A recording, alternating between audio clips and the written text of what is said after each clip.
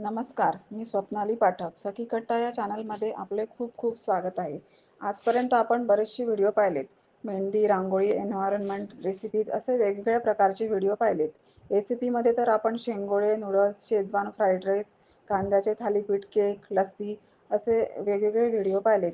जसे आपण रोज घरी त्याच त्याच भाज्या खाऊन कंटाळतो, तोच तोच प्रकारचा भात खाऊन सुद्धा आपल्याला कंटाळा येतो. शक्यतो बऱ्याच जणांकडे फुलके केले जातात किंवा चवपोळी पोळी, पण ते खाऊन सुद्धा आपल्याला कधी कधी कंटाळा येतो. तसे पाहिले तर पोळीची चव म्हणून असे काही नसते, पण कधी कधी जेवणात आपल्याला काहीतरी वेगळं हवंय म्हणून किंवा आपल्याला आवडते म्हणून आपण थोडं वेगळं करतो. तर तसेच पोळीचे सुद्धा प्रकार आहेत. जसे फुलका, चवपोळी पोळी, तेल लावून पराठा, रुमाली रोटी, तंदुरी रोटी, नान. नानमध्ये सुद्धा प्रकार आहेत. बटर नान, गार्लिक नान, तवा नान. तर आज मी तुमच्यासाठी घेऊन आली आहे तवा नान. चला तर मग सुरुवात करूया. इथे मी पाववाटी दही घेतलाय, थोडासा खाण्याचा सोडा, तेल, मीठ आणि 2 वाटी मैदा घेतलाय. हा दही टाकलाय, खाण्याचा सोडा आणि मैदा.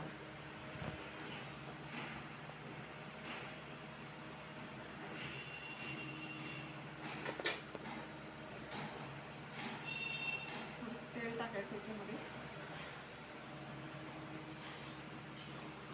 आणि मीठ.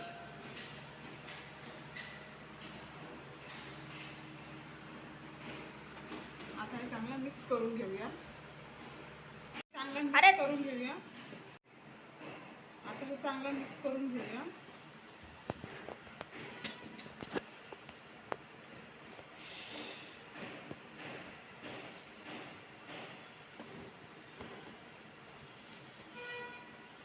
छान मिक्स झालाय.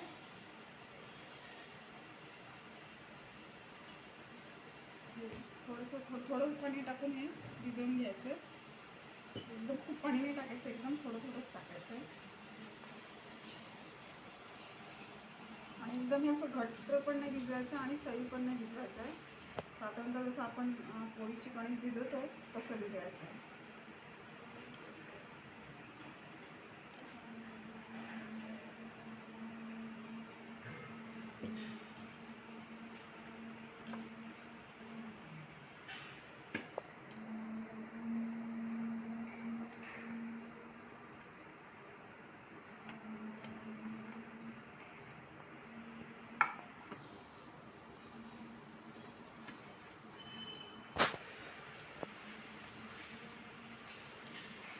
इथे मी अजिबात विषचा वापर केला नाही आहे. घरी जे आपले इन्ग्रेडियंट्स अवेलेबल आहे त्यामध्येच मी करते आहे.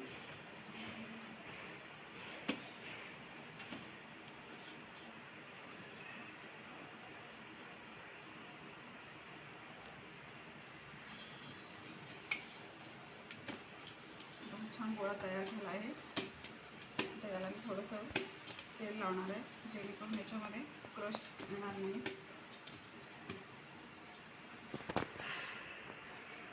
थोडंसं असं लावून तेल लावणार आहे आणि हे छान आता मी झाकून ठेवणार आहे.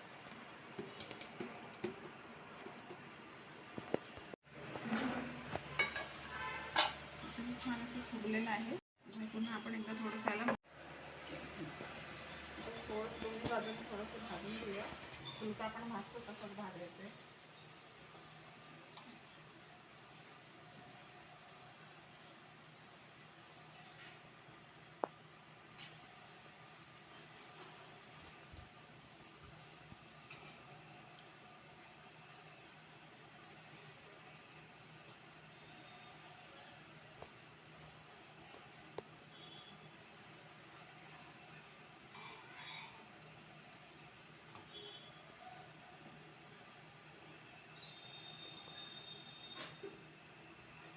तवा काढते आणि याच्यावर जाळी ठेवते.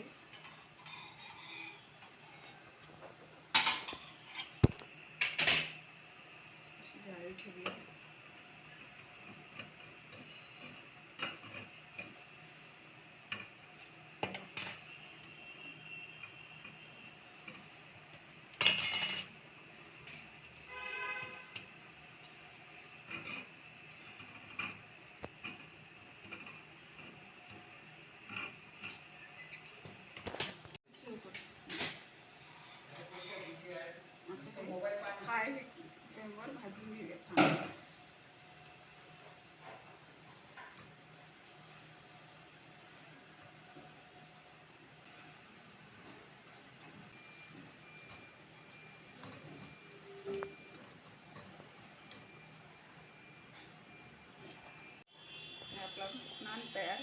थोडंसं बटर तयार.